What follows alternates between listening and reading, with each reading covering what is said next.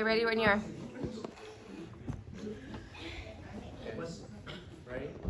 My name is Wesley. My name is Amaya, and the scene that we're performing is from the ancient Greek play called Antigone. It's about a king is upset with his niece that she decided to bury her brother, even though the king decided against it because the brother was an invading force against the war in the kingdom. Yeah.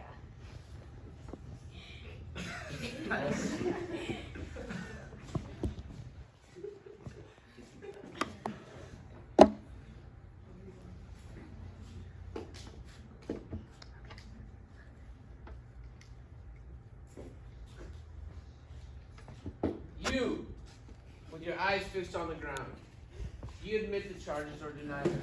I don't deny the charges. I admit them. All right, clear off. Consider yourself lucky to be absolved of guilt. Now tell me briefly. I don't want a speech. Were you aware of my proclamation which forbade the burial of Polyneices? Indeed, I was. You made it plain enough. And you took it upon yourself to disobey? I'm sorry, but who made this edict? Was it God? Isn't it a man's right to burial decreed by divine justice? I don't see your proclamation so important they could just overrule the unwritten laws of heaven. You are just a man, remember?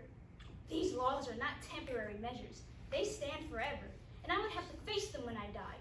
And I will die, without your tempering to arrange it. So what matter if I die before my time? I welcome an early death living as I do now. But what I can't stand is passively submitting to my own brother's body being unburied. I dare you to think I'm being silly. And for you, perhaps you're not so wise yourself. I know these rigid temperaments. They're the first to break. The hardest tempered steel will shatter at a blow. The highest metal horses will be broken in with a small bit. That's what is needed. Discipline. This girl knew damn well she was kicking over the traces, breaking the law, and now that she's done it, she boasts about it, positively gloats. If she gets away with this behavior, call me a woman and call her a man. I don't care if she's my sister's daughter. I don't care if she's closer to me than all of my family. She and her sister won't get off. I'll execute them. That's right, she's in it too. She's inside. Go get her. I saw her muttering, half bombing. It's her conscience.